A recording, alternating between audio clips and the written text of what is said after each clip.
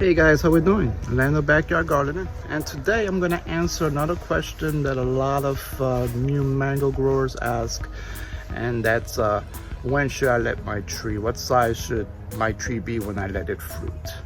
So follow me and I'll give you a little bit of my impressions of the way my criteria. It's not everybody's criteria, so it's just the way I do it. All right, so follow me and we'll see some trees. All right, so let me show you the first tree, and this is what I would consider a perfect, let me back off so you can see the whole tree. This is the tree itself, and this is what I would consider the perfect width of the main trunk, and it's about an inch. It's about an inch wide, and I'm talking about the main trunk that actually supports the whole canopy, not the rootstock. So you want to make sure that you're not counting the rootstock. The rootstock is usually going to be thicker, and that's not the one that you really want to count when it comes to thickness. It's anything above the graft. So this is about an inch, and I would be comfortable letting a tree like this hold at least 6 to 8 fruit to start with. And let me show you another one just so you can see kind of the difference between the rootstock and the actual trunk that supports the canopy. So you see that rootstock, how thick it is, and then look at the top, very thin. So even though that rootstock looks thick, the actual part that will support the fruit and the canopy, it's this part, which is only about maybe half an inch. I would definitely not let this one fruit, even though it can probably support fruit, but it'll stunt it. I've done that before, and it does stunt the growth.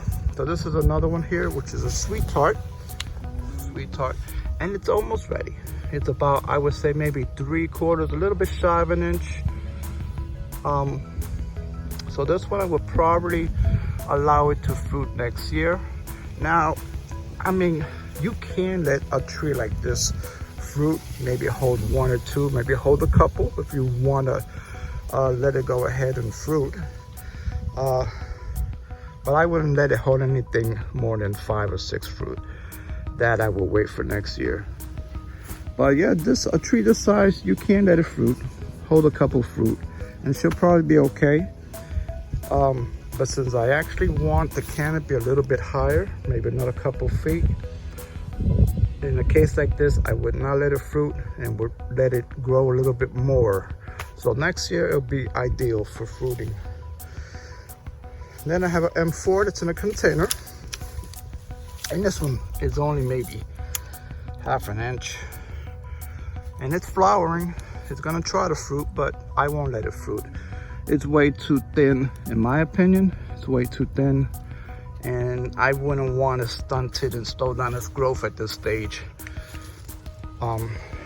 Hopefully next year, it'll have another couple feet. And hopefully next year she'll be thick enough. We'll see. Next year she might be thick enough to hold maybe 1 or 2 fruits, and hopefully the year after hold a few more. But yeah, the trunk on that one definitely way too small, in my opinion. You're looking at maybe half an inch. Remember, this part of the trunk is what I'm referring to, not the bottom rootstock. As you can see, the rootstock is a lot thicker.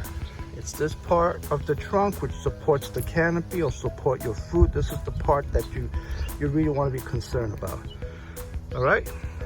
And I've seen a lot of trees 5-6 feet tall with trunks like this because they let them grow too long in the nursery and they don't prune them correctly. So you have a big tall tree with a little trunk, and what happens is it becomes top heavy. Come strong winds, she's gonna tip over. So that would not be a candidate for fruiting. Probably another year, another 2 years on this one. And then this little Valkyrie is also trying to fruit. And you can see this trunk way too thin, it's maybe a half an inch. I definitely would not let that one hold fruit. So that's not a good one. Okay, and then the last tree I'm going to show you. This is Super Judy. Super Judy. And as you can see, she's got a nice trunk. I would say she's got about a inch and a half maybe.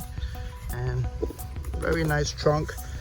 This tree I would definitely feel comfortable letting it hold at least 8-10 fruit to begin with. And as you can see, panicle the full of little fruit here. She's still flowering, so she's gonna hold something. And I definitely will let this one hold fruit, even though some people are probably gonna say, oh, but that canopy is low, it's not even that high. But this tree, Super Judy, it's a dense canopy growing tree. So this is perfectly normal. Not like that cotton candy, which likes to grow tall and vertical. This is the way that this tree grows. So letting it fruit at this height is fine. It's fine. All right, guys. So hopefully you guys learned something from that. Let me show you a couple other trees. Well, a few more trees that I did not, or I won't let grow. Follow me. So these are 3 trees which I decided I wasn't gonna let them fruit, even if the thickness was okay. As you can see, this one's probably 3/4, but even if it was an inch, these 3 trees, let me show you the lemon meringue. She's about 3/4 of an inch. And this is Venus. And Venus is close, she's about an inch. But the thing with these 3 trees, I planted them at the end of last year, so they only have a few months in the ground. And in a situation like this, I would rather them get a little more root growth and build up their canopies a little bit more. But next year, they definitely will be flowering. They will be holding fruit. So sometimes it's up to you,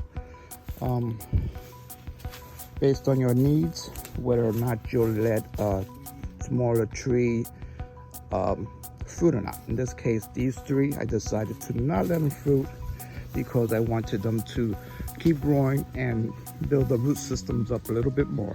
So next year, these will be ready, and let's see. Hopefully they will fruit for me next year. We'll see. So I hope you guys learned something and enjoyed the video.